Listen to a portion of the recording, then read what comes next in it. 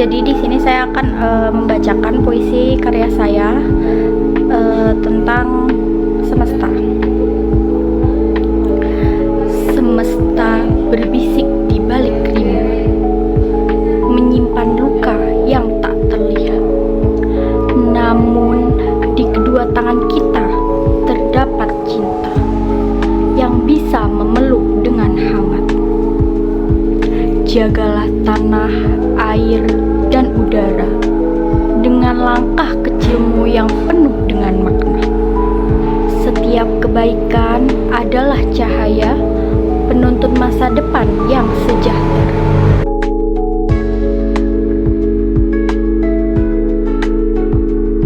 Di sini saya memilih karya yaitu adalah puisi. Bentuk karya sastra yang menggunakan bahasa yang indah, padat, dan seringkali mengandung simbol serta majas untuk menyampaikan makna yang lebih dalam. Puisi memiliki struktur yang tersusun atas larik dan bait, bukan dalam bentuk prosa panjang, sehingga setiap kata memiliki kekuatan makna tersendiri. Melalui puisi, penulis itu dapat mengekspresikan perasaan, pengalaman batin, pemikiran, harapan, maupun kritik dengan cara yang estetis dan emosional. Dalam konteks karya ini, puisi itu berfungsi sebagai media ekspresi pribadi bahwa alam seperti contohnya yaitu berbisik dan menyimpan luka yang tak terlihat, sekaligus sebagai ajakan sosial agar pembaca itu turut bertanggung jawab menjaga lingkungan.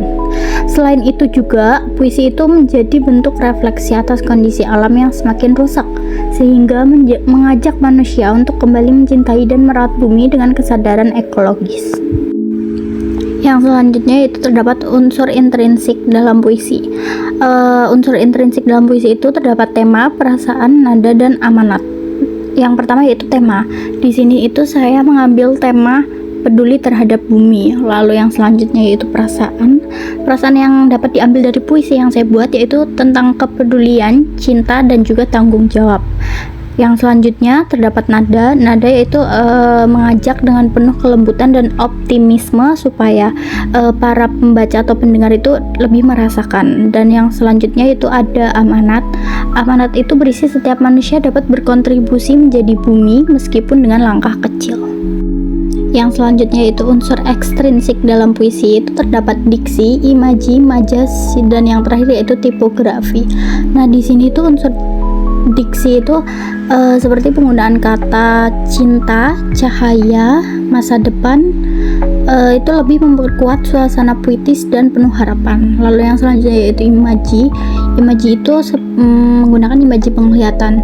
Contohnya seperti terdapat pada kata rimba, tanah, air, dan udara. Lalu ada juga imaji perasaan. Itu seperti cinta, hangat, dan harapan. Lalu yang selanjutnya yaitu majas. Majas itu dalam puisi yang saya buat terdapat majas personifikasi. Contohnya seperti semesta berbisik dan simbolik, yaitu cahaya sebagai lambang kebaikan dan harapan. Dan yang terakhir yaitu tipografi. Tipografi ini berisi tentang puisi itu ditulis dalam 2 bait dengan larik singkat agar mudah dibaca dan dipahami. Nah, yang selanjutnya kita masuk ke dalam interpretasi dalam puisi. Interpretasi dalam puisi yang saya buat itu, yang pertama terdapat semesta sebagai subjek aktif. Di sini itu semestanya itu terdapat pada kata semesta berbisik. Itu tuh memberi kesan alam itu mempunyai suara dan memberi peringatan atau pesan. Alam tidak pasif. Ada panggilan batin agar manusia itu dapat mendengarkan. Lalu yang selanjutnya itu ada luka alam yang tak terlihat. Jadi di sini tuh dijelaskan tidak semua kerusakan alam itu langsung dapat terlihat. Bisa juga berupa dengan degradasi ekosistem, pencemaran mikro, perubahan iklim, atau trauma alam yang belum dihukum secara visual. Ini menjadi panggilan agar manusia lebih sadar, bukan hanya melihat yang kasat mata saja. Yang selanjutnya terdapat cinta dan tindakan manusia. Dijelaskan bahwa humanitas dan kasih sayang bukan hanya emosi, tapi diwujudkan dalam menjaga unsur-unsur alam. Contohnya itu seperti dalam kedua tangan kita dan langkah kecil. Itu menyiratkan bahwa tanggung jawab itu konkret ada di tangan setiap individu. Yang selanjutnya terdapat harapan dan optimisme. Dijelaskan, bagian akhir puisi menegaskan bahwa setiap kebaikan adalah cahaya yang mampu membawa manusia ke masa depan yang sejahtera. Ini tuh bukan hanya kritik, tapi juga ajakan yang penuh dengan harapan. Dan yang terakhir terdapat pesan moral dan ekologis.